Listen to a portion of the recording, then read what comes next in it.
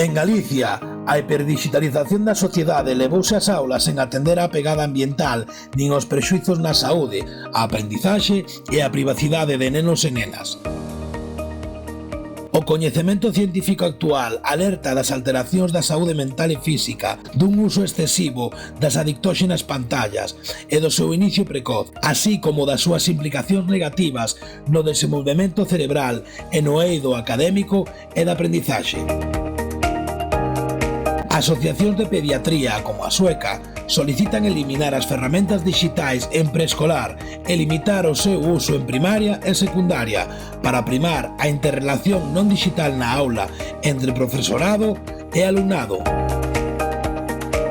A UNESCO solicita non introducir pantallas na infancia e, pasada esta, as principais asociacións pediátricas demandan postergalo o máis posíbel.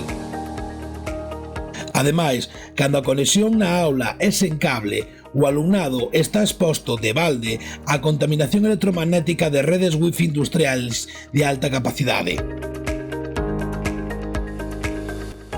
Non se trata de tirar con todo ao lixo, senón de adecuar nos seus tempos de maduración nun uso sobrio, biocompatíbel, sostíbel, ético e crítico, con garantía de privacidade.